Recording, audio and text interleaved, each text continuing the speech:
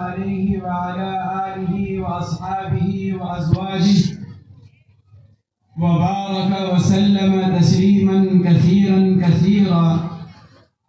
أما بعد فأعوذ بالله من الشيطان الرجيم. بسم الله الرحمن الرحيم. إن الدين عند الله الإسلام. وقال الله سبحانه وتعالى: ومن يبتغي غير الإسلام دينا فلن يقبل منه وهو في الآخرة من الخاسرين. صدق الله العظيم.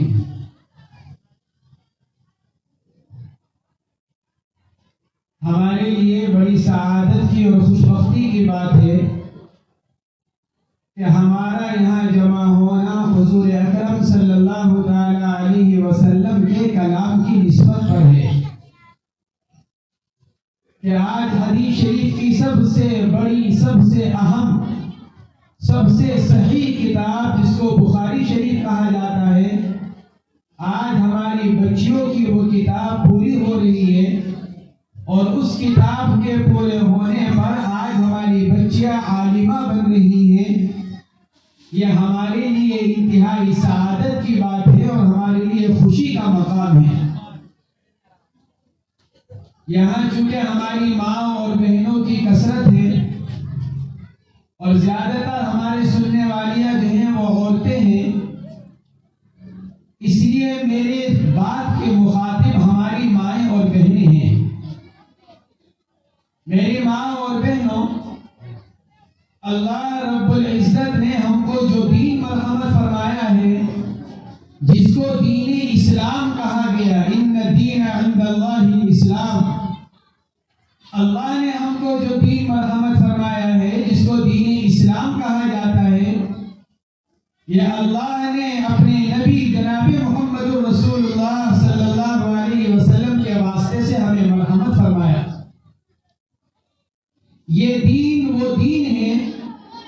جو انسان کو دنیا کے اندر بھی چین سکون کی زندگی دلوانے والا، اور یہی دین ایک انسان کو آخرت کے اندر بھی کامیاب کرانے والا۔ اگر ہماری زندگی میں دین ہے اور ہم اللہ کے احکامات کو پورا کرنے والے، جناب محمد رسول اللہ صلی اللہ علیہ وسلم کے طریقے کو اپنانے والے، ان کے بتلائے ہوئے طریقے پر زندگی گزارنے والے، ان کے بتلائے ہوئے راستے پر چلنے والے، تو ہماری یہ دنیا کی زندگی چین سکون اور عافیت کے ساتھ گزرے گی، اور آخرت میں بھی ہم انشاءاللہ کامیاب ہوں گے اور اللہ کی رضا ہم کو حاصل ہوگی۔ لیکن اگر میری ماں اور بہنوں، ہم نے اگر دین کو چھوڑ کر زندگی کو گزارا اور ہم نے ان کاموں کو اختیار کیا جن سے اللہ رب العزت نے ہم کو منع کیا ہے، جن سے جناب محمد رسول اللہ صلی اللہ علیہ وسلم نے ہم کو روکا ہے، اگر ہم نے ان کے ساتھ اپنی زندگی کو گزارا تو پھر میری ماں اور بہنوں، پھر دنیا کے اندر بھی ذلت اور رسوائی ہے، دنیا کے اندر بھی پریشانیاں اور بیماریاں اور آفتیں ہیں، اور پھر آخرت کے اندر بھی بڑی خسارہ اور بڑی ذلت اور رسوائی ہے۔ میری ماں اور بہنوں، اللہ رب العزت نے جناب محمد رسول اللہ صلی اللہ علیہ وسلم کو جو دین لے کر بھیجا، اس دین کی کچھ اہم باتیں جو اللہ کے نبی علیہ السلام نے امت کو ارشاد فرمائی، ہماری ماں اور بہنوں کو خاص طور سے ارشاد فرمایا، جس کے اوپر ان کی دنیا کی عزت کا بھی دار و مدار، جس کے اوپر ان کی دنیا کی عزت کی حفاظت، اور جس کے اوپر ان کی آخرت کی حفاظت، آخرت کی نجات، اللہ کے عذاب سے نجات موقوف ہے۔ میری ماں اور بہنوں، وہ سب سے پہلی چیز جو ہے وہ ایک عورت کے لیے شرم و حیا ہے اور اس کی عفت اور عزت کی حفاظت ہے۔ اللہ رب العزت نے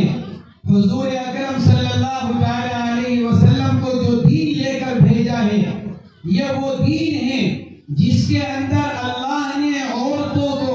وہ عزت مرحمت فرمائی ہے جو کسی اور مذہب کے اندر کسی اور دین کے اندر اللہ نے عورتوں کو وہ عزت نہیں دی۔ مذہب اسلام سے پہلے دنیا کے اندر جتنی قومیں آباد تھیں، ان تمام قوموں میں اسلام آنے سے پہلے خصوصاً زمانہ جاہلیت، جو عربوں کا زمانہ تھا، جاہلیت کا دور تھا، اس زمانہ جاہلیت میں عورت اتنی ذلیل بن کر رہا کرتی تھی، عورت کو اتنا پریشان کر کر رکھا جاتا تھا کہ عورت کو ایک جانور سے بھی بدتر درجہ دیا ہوا تھا۔ اللہ رب العزت نے اپنے نبی جناب محمد رسول اللہ صلی اللہ علیہ وسلم کو بھیجا، اور پھر جناب محمد رسول اللہ صلی اللہ علیہ وسلم نے دنیا میں تشریف لا کر جہاں انسانوں کو انسانیت کا پیغام سنایا، وہاں اللہ کے نبی علیہ السلام نے عورتوں کو ان کا مقام بتلایا، عورتوں کو عزت دلوائی، عورتوں کے بارے میں یہ بتایا کہ عورت گھر کی ملازمہ نہیں ہے، عورت کوئی جانور سے بدتر چیز نہیں ہے، بلکہ عورت اللہ کے ایک عظیم مخلوق ہے۔ جس طرح ایک مرد عزت دیے جانے کے قابل ہوتا ہے، اسی طرح اس دنیا کی عورتیں بھی عزت دار ہیں، اور ان کو بھی وہی عزت حاصل ہے جو مردوں کو حاصل ہے۔ دین اسلام نے عورتوں کو عزت مرحمت فرمائی، چنانچہ حضرات صحابہ کرام رضوان اللہ تعالی علیہم اجمعین کی عورتوں نے دین حاصل کیا، اللہ نے دین کی برکت سے عورتوں کو عزت مرحمت فرمائی۔ حضرت ام المؤمنین حضرت عائشہ رضی اللہ تعالی عنہ، حضرت فاطمہ رضی اللہ تعالی عنہ، حضرت خدیجہ رضی اللہ تعالی عنہ، اور کتنی ہی صحابہ کرام کی عورتیں ہیں جن کو اللہ رب العزت نے اس دنیا کے اندر وہ عزت اور مقام مرحمت فرمایا جو قیامت تک اور عورتوں کو نصیب اور حاصل نہیں ہو سکتا۔ میری ماں اور بہنوں، یہ مقام اور مرتبہ جو ان کو حاصل ہوا وہ کس وجہ سے کہ جناب محمد رسول اللہ صلی اللہ علیہ وسلم کی جو تعلیمات تھی، جو ارشادات تھے، ہم ان زمانے کی عورتوں نے ان ارشادات کو قبول کیا، ان تعلیمات پر عمل کیا، اور اللہ کے نبی علیہ السلام نے جو ارشاد فرمایا کہ عورت کے لیے سب سے اہم چیز شرم و حیا ہے، اپنی عفت اور اپنی عزت کی حفاظت ہے۔ اس زمانے کی عورتوں نے شرم و حیا کو اختیار کیا،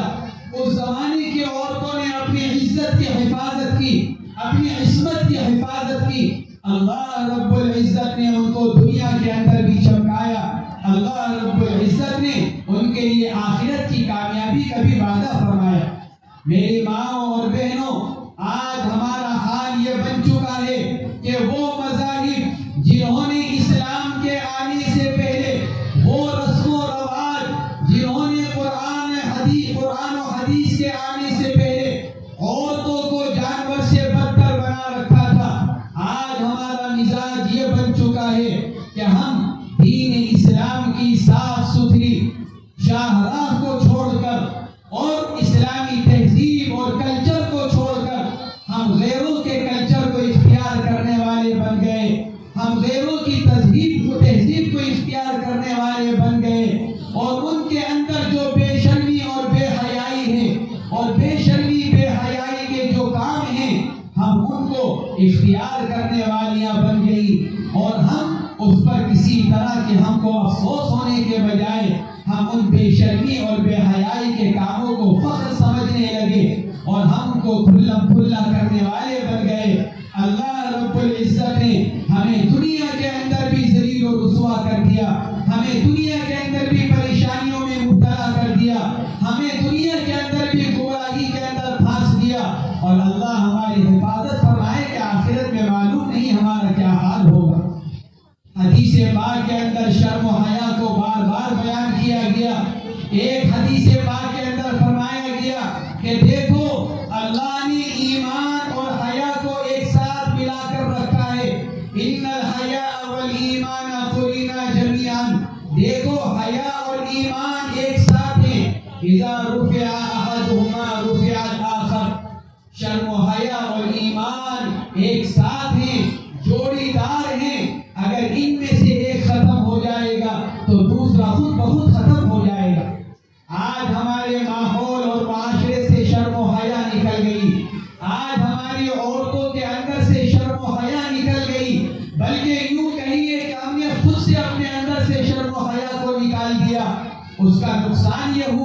کہ جیسا کہ نبی کریم صلی اللہ علیہ وسلم نے ارشاد فرمایا کہ جب ان میں سے ایک کو اٹھایا جائے گا تو دوسری خود بخود ختم ہو جائے گی۔ جب ہماری عورتوں میں سے شرم و حیا کو ختم کر دیا گیا تو پھر میری ماں اور بہنوں ہماری عورتوں میں سے ایمان بھی نکل گیا۔ آج کل جو روز ہم واقعے سن رہے ہیں، حالات ہمارے سامنے آ رہے ہیں، ہماری بچیوں کے بارے میں، ہماری عورتوں کے بارے میں، یہ کس وجہ سے پیش آ رہے ہیں؟ اس لیے کہ ہمارے گھروں سے پہلے شرم و حیا کا جنازہ نکلا، اس کے بعد ہماری عزتوں کے جنازے نکل رہے ہیں۔ ہم نے پہلے شرم و حیا کو اپنے گھروں سے نکالا، آج ہماری بچیاں گھر سے جا رہی ہیں، آج ہماری بچیاں گھر سے نکل رہی ہیں۔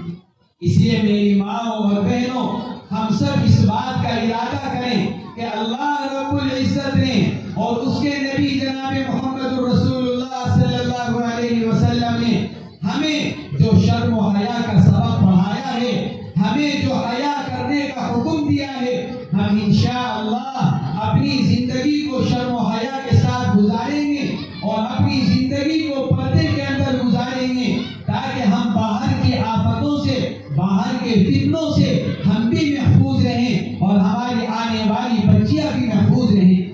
ایک ضعیف روایت کے اندر آتا ہے، حضور اکرم صلی اللہ علیہ وسلم تشریف فرما تھے، حضرات صحابہ کرام بیٹھے ہوئے تھے، اللہ کے نبی نے ارشاد فرمایا ذرا بتلاؤ عورتوں کے لیے سب سے بہتر چیز کیا ہے؟ صحابہ کرام خاموش ہو گئے، کسی نے کوئی جواب نہیں دیا۔ حضرت علی رضی اللہ تعالی عنہ بھی بیٹھے ہوئے تھے، وہ بھی خاموش رہے، کوئی جواب نہیں دے سکے۔ وہاں سے اٹھ کر گھر تشریف لائے، حضرت فاطمہ رضی اللہ تعالی عنہ سے فرمایا اے فاطمہ، آج اللہ کے نبی علیہ السلام نے یہ معلوم کیا تھا کہ عورت کے لیے سب سے بہتر کیا ہے، یہ سب سے بہتر عورت کون ہے؟ ہم جواب نہیں دے سکے، تم بتلاؤ۔ حضرت فاطمہ رضی اللہ تعالی عنہ نے فوراً جواب دیا اللہ یراہن الرجال، کہ حضرت سب سے بہتر عورتیں وہ ہیں، عورتوں کے لیے سب سے بہتر بات یہ ہے کہ ان کو اجنبی مرد نہ دیکھیں۔ حضرت علی رضی اللہ تعالی عنہ یہ بات سن کر حضور پاک علیہ السلام کے پاس واپس حاضر ہوئے اور جا کر عرض کیا یا رسول اللہ، میں نے فاطمہ سے جا کر یہ معلوم کیا تھا، فاطمہ نے یہ جواب دیا ہے سب سے بہتر عورتیں وہ ہیں جن کے اوپر اجنبی مردوں کی نظر نہ پڑے۔ آپ علیہ السلام نے ارشاد فرمایا فاطمہ نے سچ کہا، اس لیے کہ فاطمہ میرے جسم کا ایک حصہ ہے۔ میری ماں اور بہنوں، اللہ کے نبی علیہ السلام ان عورتوں کو سب سے بہتر عورتیں قرار دے رہے ہیں جن کے اوپر اجنبی مردوں کی نگاہ نہ پڑے، جو اجنبی مردوں کے مجمع میں نہ جائے۔ اور آج ہمارا ماحول اور معاشرہ یہ بن چکا ہے کہ ہماری ماں، ہماری بہن، ہماری بیٹی گھر میں رہنا پسند نہیں کرتی، گھر میں رہنے کو ایک طرح کی قید سمجھتی ہے اور وہ یہ چاہتی ہے کہ میرا سارا وقت گھر سے باہر گزر جائے، میں بازاروں میں اپنا وقت گزاروں، میں جلسوں میں اپنا وقت گزاروں، میں میلوں میں جا کر اپنا وقت گزاروں۔ میری ماں اور بہنوں، اگر ہم نے اپنا رویہ تبدیل نہیں کیا، اگر ہماری زندگیوں میں شرم و حیا نہیں آئی، اگر ہم نے پردے کا اہتمام نہیں کیا، تو یقین مانیے آج جو حالات ہم دیکھ رہے ہیں اپنی بچیوں کی عزت کے بارے میں، اپنی بچیوں کے ایمان کے بارے میں، اللہ رب العزت حفاظت فرمائے، خدا نخواستہ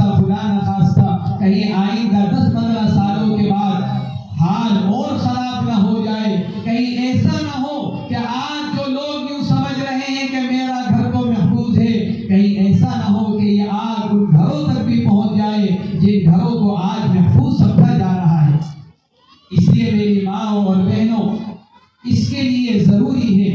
کہ ہماری عورتوں میں شرم و حیا آئے، ہماری عورتوں کے اندر دین آئے۔ اس کے لیے ضروری ہے کہ ہم دین کا علم حاصل کرنے کا اہتمام کریں، دین کو سمجھنے کی کوشش کریں، دین کے مطابق اپنی زندگی بنانے کی محنت اور کوشش کریں۔ اس کے لیے سب سے آسان صورت یہ ہے کہ ہم اپنی بچیوں کو ان مدرسوں میں پڑھنے کے لیے بھیجیں۔ ہمارے یہ مدرسے اس لیے لیے قائم کیے گئے ہیں تاکہ ہمارے بچوں کا ایمان محفوظ ہو جائے۔ سن 1857 میں جب انگریز اس ملک کے اوپر قابض تھے، ہمارے اکابر اور ہمارے بڑوں نے، ہمارے علماء نے جب انگریزوں کو اس ملک سے بھگانے کے لیے جنگ کی، اور 1857 میں مسلمانوں کو، بلکہ یوں کہیے کہ اس ملک کے رہنے والے ہندوستانیوں کو شکست اٹھانی پڑی اور انگریز جیت گئے۔ اس وقت انگریزوں نے یہ کوشش کی تھی کہ اب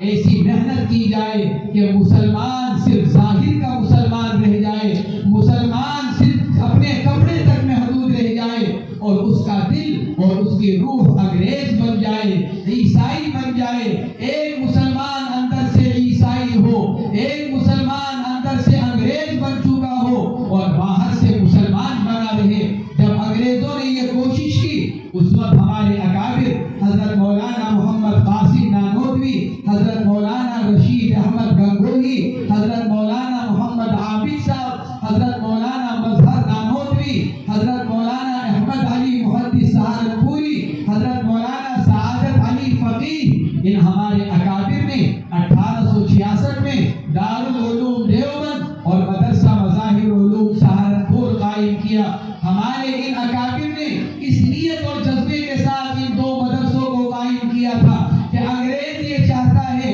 کہ آئندہ آنے والی مسلمانوں کی نسل اور مسلمانوں کی اولاد ایسی پیدا ہو جو اندر سے عیسائی بن چکی ہو، باہر سے مسلمان ہو۔ انہوں نے کہا تھا ہم اپنے مدرسے بنائیں گے، مدرسوں کے ذریعے سے اپنے بچوں کو دین کا علم دیں گے، قرآن اور حدیث پڑھائیں گے، اور ہم اپنے بچوں کو ایسا بنائیں گے کہ ہمارا بچہ باہر سے بھی مسلمان ہوگا، ہمارا بچہ اندر سے بھی مسلمان ہوگا۔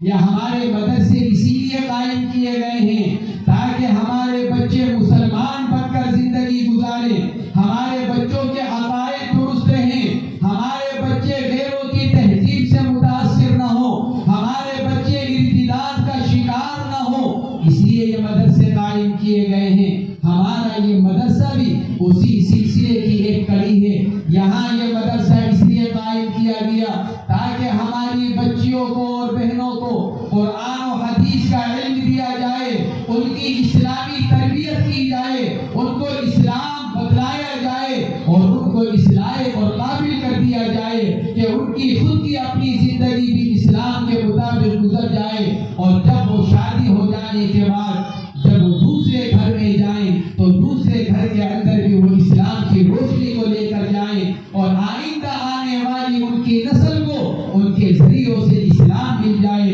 ان کے ذریعے سے دین مل جائے، اور ہماری آئندہ آنے والی نسل اور ہماری آئندہ آنے والی اولاد ارتداد سے محفوظ ہو جائے اور ان کا اسلام محفوظ ہو جائے۔ اس لیے ہمارے یہ مدرسے قائم کیے گئے ہیں۔ میں اپنی ماں اور بہنوں سے درخواست کروں گا کہ ہمارے جیسے مفتی صاحب نے ابھی بتلایا کہ ہمارے پاس آئندہ سال بخاری شریف کی جماعت نہیں ہے، میں آپ سے عرض کرتا ہوں کہ کیوں نہیں ہے، میں آپ سے پوچھتا ہوں کہ کیوں نہیں ہے اس مدرسے میں آئندہ سال بخاری شریف کی جماعت؟ اتنا بڑا گاؤں، اس گاؤں کے اطراف میں اتنے بڑے بڑے گاؤں موجود ہیں مسلمانوں کے، کیا ہم اس لائق نہیں ہیں کہ ہماری 150 بچیاں اس مدرسے میں پڑھ رہی ہوتی اور آئندہ سال وہ بھی عالمہ بن رہی ہوتی؟ ہماری کتنی مسلمان بچیاں ہیں جو غیروں کے اسکولوں میں تعلیم حاصل کر رہی ہیں، غیروں کے کالج میں تعلیم حاصل کر رہی ہیں، یونیورسٹی میں جا کر پڑھ رہی ہیں۔ میں منع نہیں کرتا ان کو پڑھنے سے، لیکن میری ماں اور بہنوں، ذرا ہم اپنی بچیوں کے ایمان کے بارے میں تو سوچیں، ہم اپنی بچیوں کی آخرت کے بارے میں تو سوچیں۔ میری بچی اگر ڈاکٹر بن جائے لیکن مسلمان نہ بنے، میری بچی اگر وکیل بن جائے اور مسلمان نہ بنے، میری بچی اگر انجینئر بن جائے اور مسلمان نہ بنے، تو میری ماں اور بہنوں، اللہ حفاظت فرمائے، دنیا کے اندر بھی ذلت اٹھانی پڑ سکتی ہے اور آخرت کا تو نقصان ہی نقصان اور خسارہ ہی خسارہ ہے۔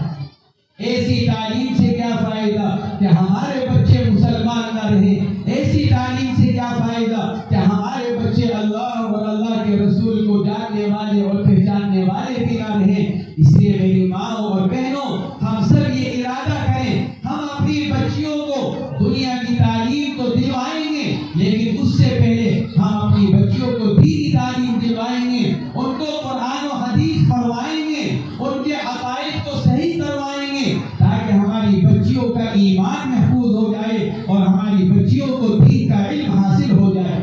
یہ ہمارا مدرسہ اللہ رب العزت اس کو برکت عطا فرمائے، اس کو ترقی عطا فرمائے۔ یہ آپ لوگوں کا اپنا مدرسہ ہے، آپ سب یہ ارادہ کریں کہ آئندہ انشاءاللہ ہم اپنے گھر کی ایک ایک بچی کو پڑھنے کے لیے اس مدرسے میں بھیجیں گے، تاکہ یہاں آ کر میری بچی دینی اور اخلاقی تربیت حاصل کرے، اسلامی تربیت حاصل کرے، تاکہ اس کی اپنی زندگی بھی دین پر آ جائے اور اس کے گھر کے اندر بھی دین اور اسلام زندہ ہو جائے۔ میری ماں اور بہنوں، اگر ہم اس بات کو نہیں سوچیں گے، اگر ہماری مائیں اس کی طرف فکر نہیں کریں گی، تو یقین مانیے 10-15 سال کے بعد آنے والی نسل ایمان سے اور دور ہو جائے گی۔ 10 سال کے بعد آنے والے بچوں کو دین کا اتنا بھی علم نہیں ہوگا جتنا آج ہمارے بچوں کو علم ہے۔ اس لیے ضرورت ہے اس بات کی کہ ہم اسی وقت یہ ارادہ کر لیں کہ ہم انشاءاللہ اپنے گھر کی بچیوں کو دین کا علم دلوائیں گے، ان کو مدرسوں میں بھیجیں گے، تاکہ مدرسوں میں جا کر ہماری بچیاں قرآن پاک پڑھیں، ہماری بچیاں حدیث پاک پڑھیں، ہماری بچیوں کو دین کا پتہ چلے، ہمارے بچیوں کو حضور اکرم صلی اللہ علیہ وسلم کی سنتوں کا علم حاصل ہو، تاکہ ان کی دنیا بھی سنور جائے، ان کے دنیا کے اندر بھی ان کا ایمان محفوظ ہو جائے، ان کا دین محفوظ ہو جائے، اور وہ آخرت میں بھی کامیاب ہو جائے۔ اللہ رب العزت ہم سب کو اس کی توفیق مرحمت فرمائے۔ میری ماں اور بہنوں، 1866 میں ہمارے اکابر نے ہمارے بارے میں سوچا تھا، یہ چاہا تھا کہ آئندہ 100 سال تک آنے والے ہمارے بچوں کا ایمان محفوظ ہو جائے، ہماری نسلوں کا ایمان محفوظ ہو جائے۔ یہ ہمارے اکابر کی قربانیوں کی برکت ہے۔ آج 150 سال کے بعد ہم اپنی ایمانی شناخت کے ساتھ بیٹھے ہوئے ہیں، ہمارے سروں پر ٹوپی ہے، ہمارے چہروں پر داڑھی ہے، ہمارے جسموں پر کرتا پاجامہ ہے، ہماری عورتیں برقع استعمال کر رہی ہیں، ہماری بچیاں مدرسے کے اندر پڑھ رہی ہیں۔ یہ ہمارے اکابر کی محنت کا نتیجہ ہے۔ لیکن اب سے 15-20 سال اور 10 سال کے بعد آنے والی نسلوں کے بارے میں سوچنا ہے، اس لیے کہ آج دنیا کی ساری قومیں اس بات پر لگی ہوئی ہیں کہ مسلمانوں کی آئندہ نسلوں کو دین سے محروم کر دیا جائے، ان کو ان کے ایمان سے محروم کر دیا جائے، ان کو ان کے قرآن سے محروم کر دیا جائے، اور ان کو مدرسے سے دور کر دیا جائے، ان کو ان کے علماء سے دور کر دیا جائے۔ آج ساری محنتیں اس بات کے اوپر ہو رہی ہیں۔ اگر ہم نے ذرا سی غفلت اختیار کی تو پھر میری ماں اور بہنوں، ہم ان کی مدد کرنے والی بن جائیں گی، اور ان کی مدد کا نتیجہ یہ نکلے گا کہ ہمارے بچے ایمان سے محروم ہو جائیں گے، ہماری بچیاں ایمان سے محروم ہو جائیں گی۔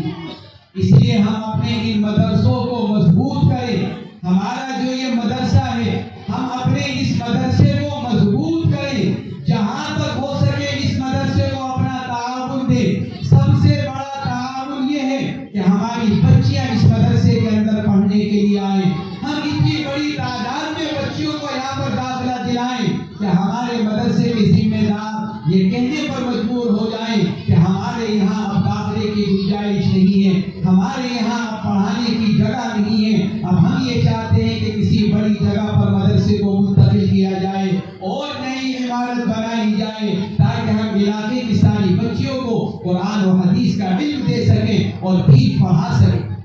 میری ماں اور بہنوں، ہمارا سب سے بڑا تعاون یہی ہے، ہم اپنی بچیوں کو پڑھنے کے لیے اس مدرسے میں بھیجیں، اور دوسرے نمبر کا تعاون یہ ہے کہ ہمارا مال، ہماری دولت، ہماری صلاحیتیں، ہمارا وقت، ہمارا اس مدرسے کی ضرورتوں کے اوپر لگ رہا ہو۔ مدرسے کی جو ضرورت ہو، جان کی ضرورت ہو تو جان لگائیں، مال کی ضرورت ہو تو مال لگائیں، وقت کی ضرورت ہو تو وقت لگائیں، اور مدرسے والوں کو اگر ہماری صلاحیتوں کی ضرورت ہو، ہماری استعداد کی ضرورت ہو، ہمارے دل اور دماغ کی ضرورت ہو، تو ہم اپنی صلاحیتیں مدرسے کے اوپر لگائیں، تاکہ ہمارا یہ مدرسہ ترقی کرے، ہمارا یہ مدرسہ مضبوط ہو۔ ہمارے یہ مدرسہ جتنا مضبوط ہوگا، ہماری آئندہ آنے والی نسلوں کا اتنا ہی ایمان محفوظ ہوگا۔ اور اگر خدا نخواستہ ہمارا یہ مدرسہ کسی آپسی انتشار کی وجہ سے کمزور ہو گیا، ہمارے آپسی کسی خلفشار کی وجہ سے کمزور پڑ گیا، یا ہم نے اپنی بچیوں کو یہاں پڑھنے کے لیے نہیں بھیجا اور ہم غیروں کے اسکول اور کالج میں اپنی بچیوں کو بھیجتے رہے، تو میری ماں اور بہنوں، صرف یہ مدرسہ کمزور نہیں ہوگا بلکہ اللہ حفاظت فرمائے ہماری بچیوں کا ایمان بھی خطرے میں پڑ جائے۔ اس لیے میری ماں اور بہنوں، دوستوں اور بزرگوں، ہم سب اس بات کا ارادہ کریں کہ انشاءاللہ ہم اپنے اس مدرسے کو مضبوط کریں گے، اپنے بچیوں کو پڑھنے کے لیے مدرسوں میں بھیجیں گے تاکہ ہمارے بچیوں کو قرآن و حدیث کا علم حاصل ہو، ہماری بچیوں کے اندر شرم و حیا پیدا ہو، اس لیے کہ شرم و حیا آتی ہے اسلامی تربیت سے، شرم و حیا آتی ہے دین کا علم حاصل کرنے سے، شرم و حیا آتی ہے قرآن و حدیث کے پڑھنے سے، اللہ اور اللہ کے رسول کے کلام کی برکت سے انسان کو شرم و حیا ملتی ہے۔ اس لیے میری ماں اور بہنوں، ہم سب یہ ارادہ کریں، ہم سب یہ عہد کریں کہ ہم انشاءاللہ اپنے بچیوں کو قرآن و حدیث کی تعلیم دلوائیں گے، ان کو مدرسے میں پڑھنے کے لیے بھیجیں گے تاکہ ہماری بچیوں کو